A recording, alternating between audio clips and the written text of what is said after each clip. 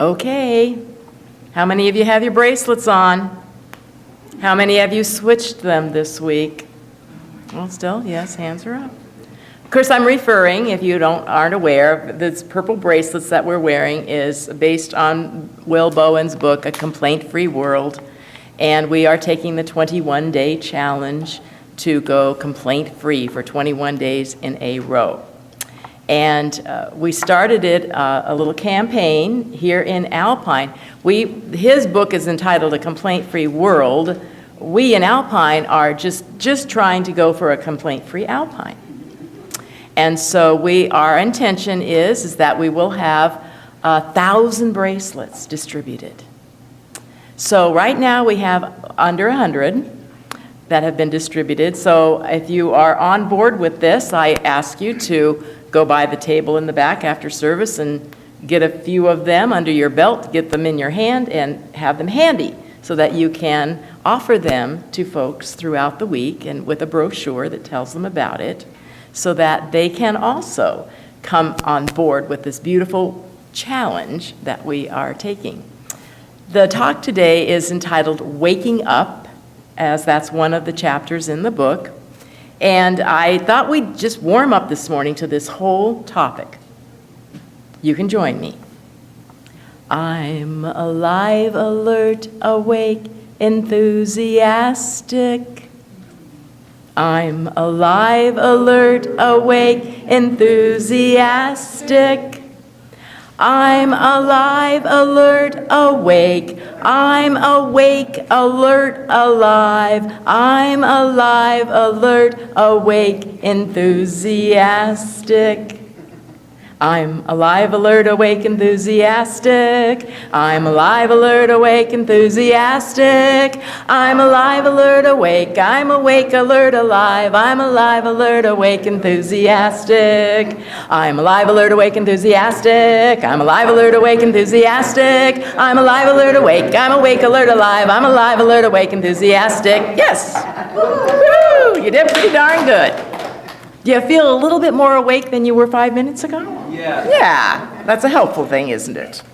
So as I said in the thought for the week, and I'm thinking I'm doing better this week than I did last week on trying to enunciate the 4 stages of competency. Those 4 stages are unconscious incompetence, when we have no clue that we have no clue. We are conscious of our incompetence. That's what we are doing when we're moving our bracelets. Conscious competence. I know that I can do this. And unconscious competence is that I don't even have to think about it. It's like brushing your teeth. I was talking to somebody the other day about driving, and he says, when I'm driving, I think about all these things, and then I get to my destination, I think, how did I even get here? I don't even remember, turning or whatever. That's unconscious competence. Although, in a way, in driving, it's a little scary, but. So I am waking up more and more. Again, I think I wrote the thought for the week, I wrote it on a day earlier in the week. So right now I'm on day 3. Things change, obviously. But I wanted to, and I wanted to, again, emphasize my excuse that I was using earlier about, that's not a complaint, that's just a statement, that's just a fact. When I read in the book, whether or not a statement reflects a complaint depends on whether the person is experiencing an internal dissatisfaction. Therefore, it's a complaint if you want the person or situation changed. If you want it other than it is, it's a complaint and not just a statement of fact. And like I said, darn. But I have to tell you, to be perfectly honest, most of my exclamations, like I put in the thought for the week, is that I'm watching the Padre game. And it's just one word. And I don't dwell on it, but I have to say, this morning I was curious. I just wanted to verify. So I asked Siri, where are the Padres in the standings? You know what Siri's reply? What the first word that Siri said was, uh-oh. They're in last place. That's right. They're tied for last place, actually. It's still last. So, I mean, but I really do think, honestly, that you're not going to get away from disappointments in life. I mean, I'm disappointed that they're in last place. I mean, I have to own that feeling, that I am disappointed. They started off so well. It's fun to watch them win. Though I enjoy watching the game anyway, even if they lose it, they have a good game, honestly. But the point of what I'm trying to make here is that we all have expectations. We all have things that we'd like to have happen in life. And yes, sometimes they don't happen. And yes, we're disappointed. But I don't think that that's necessarily a complaint. Unless you go on about it and on about it and add to verbiage about it and add the energy about it and fuel it and so forth. Yes, then that does turn into a complaint. I wanted to make us realize, though, that as we start wishing for something different than it is, that's a slippery slope. Because life is happening as it is. And for us to ignore it or wish it were otherwise is not reality. There's a few years ago now when I was wishing things were different than they were. And I'd mull over things in my head. I'd go over and over and over. What if? How did this happen? Oh, if I only would have, da-da-da-da-da. All of these things trying to change the past, which is ridiculous. It's done. And so what got me out of that, because you get kind of in a stupor of it. You get, it grows on itself, and you just keep going more and more and more. And so I had to just snap myself out of it by singing the song from Frozen. Let it go, let it go. Let it go, let it go. And that was my form of therapy. I found out later I was actually depressed.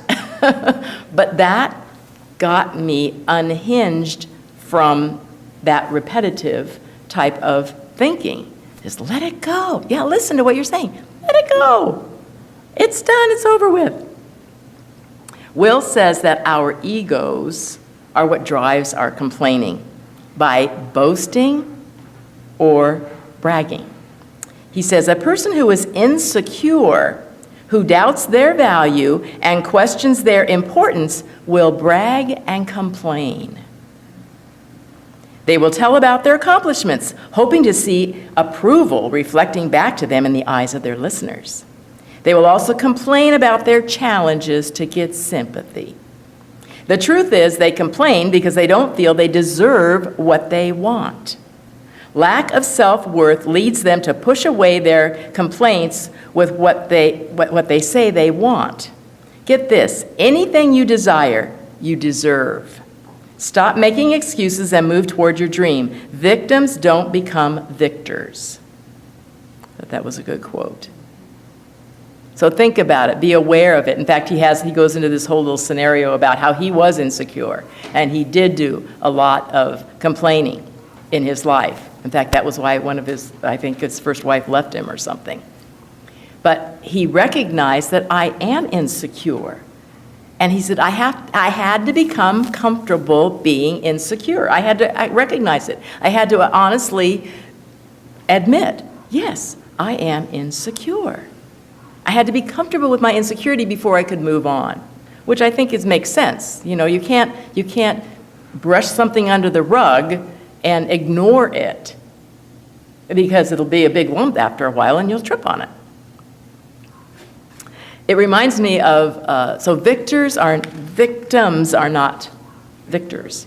It reminded me of an article that I read earlier this week about people who are successful. And it was specifically talking about Warren Buffett. And the one word that he associates with success is just one 2-letter word, which is no. He says that when you are, a busy, influential person, you have lots of things coming at you, lots of opportunities for whatever. And he said the most important thing for you to do is to say no to things that are not important to you, that are superfluous to you. And he said, make a list of 20 most important things in your life, 20 most important goals that you have, whatever they may be. Whittle it down to the five top ones, and get rid of the other ones. Literally. Hone in and focus on the top 5 at a time. That's how you will become successful at really what you want in life. And let go of all of the other distractions, which makes a lot of sense. I'm going to tell you now, I don't think I'm boasting, but I'm observing. It's very interesting. Observing myself in this whole process of getting this book written. It's actually not a book anymore. Did I tell you that? It's called a teaching aid because it's just one page. It's one board. It's a board, actually. And I'm having all these things to do towards getting it done. And I'm having fun with it. And it's a goal. It's totally a goal that is my top priority right now. And little things keep coming up that, well, now you need to do this. Okay, I'm a to-do list person. I had a to-do list yesterday. Most of the time when I have a to-do list, it doesn't get done. All of it does not get done in one day. I write the date, I write it out for that day, but then certain things come up or whatever. Yesterday, I got everything marked off my to-do list. Every one of them. It felt so good. I hadn't realized that by ignoring something and transferring it over to the next list, to the next list, to the next list, it's draining. So, anyway, just wanted to share that with you. I was so excited about reading The Science of Mind this whole month. Actually, it's really great. But one of the days in it was entitled Life as a Dream. And, I don't know if you remember this or not, or if I've told you, but I have cuckoo dreams. I have really far out there dreams all the time. I just do. And I always wonder, where did that come from? Why am I dreaming all this stuff?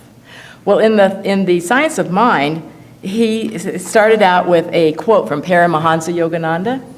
It says, know that this universe is nothing but a dream bluff of nature to test your consciousness of immortality. Let me say that again. Know that this universe is nothing but a dream bluff of nature to test your consciousness of immortality. And so after I read that, in our prosperity class that we're doing, we say, I am prosperous 100 times twice a day. I was changing it up. I did the I am prosperous, but I was doing, I am immortal. I am immortal. Do that 100 times. Feel that. Know it. As I read that article in The Science of Mind, it reminded me of something else that I had read. This was shared with me back in May. It was given to me by one of our congregants that said, I could share it as long as I didn't say any names, so I'm not doing any names, but I wanted to share with you what was said in that email. She said, loved today's talk. We are truly one. In my journaling today, I wrote about being born with God's loving light, a light that is always available for us to tap into. When we just sit in silence and listen to that still, small voice, the answers may come to us or not. We just have to be open to whatever way God's message is meant to reach us. But I digress. What I really want to relay is about the note your friend wrote to you in response to her sitting in the silence. That was something I mentioned in the talk that day. that day before. The ending where she wrote about rowing her boat down the stream. I recorded a PBS special with Wayne Dyer that had the message in it that life is but a dream. It is the whole song in totality that resonates with me. Row, row, row your boat gently down the stream. Merrily, merrily, merrily, merrily, life is but a dream. One night, a while back, I was having a restless night's sleep and started to play word games to get my mind tired. I like to play with acronyms. I came up with a few good ones and not so good ones. But the one that really spoke to me was OAR, O-A-R, open, available, receptive. Then my thoughts went to that little song, Row, Row, Row Your Boat. Well, how can we get past shore if we don't have an oar? There was a song on the radio that caught my ear. It was called Miss You All the Time. I looked up the band who it was, and I was taken aback. The name of the band was OAR.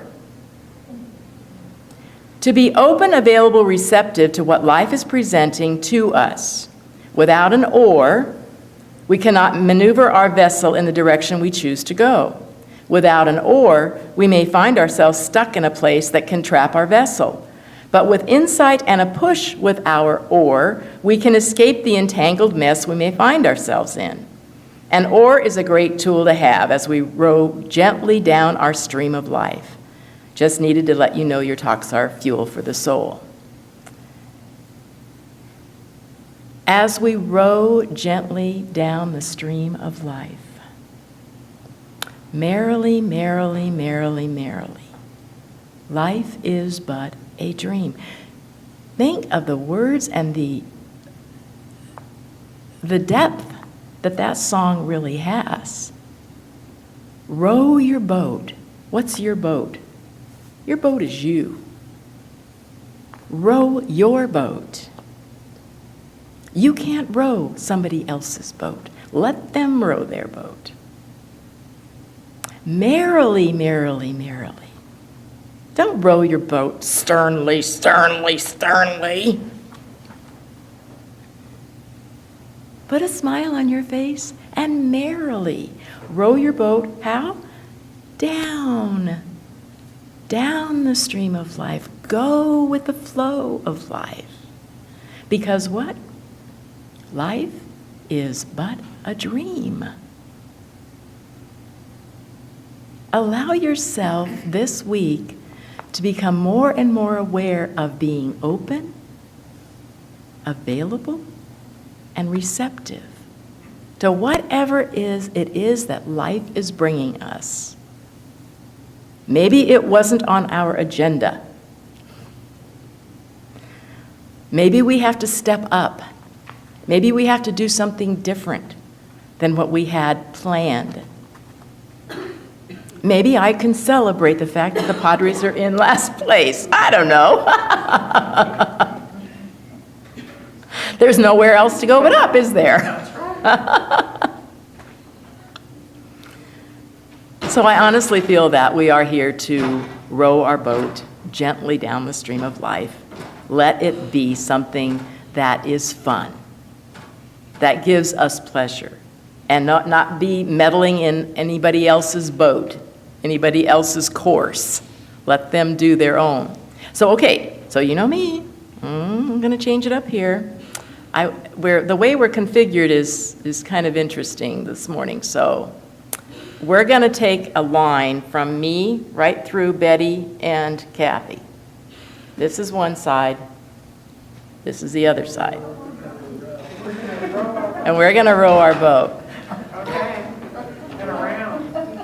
Do you remember how to do it? I remember 4th grade. Who wants to start? I'm going to let this side start. And then I'll come in with this side. How's that? All right. Row, row, row your boat. Row, row, row your boat gently down the stream. Merrily, merrily, merrily, merrily, life is but a dream. Row, row, row your boat gently down the stream. Merrily, merrily, merrily, merrily, life is but a dream. Row, row, row your boat gently down the stream. Merrily, merrily, merrily, merrily, life is but a dream. All right, let's do it. Okay.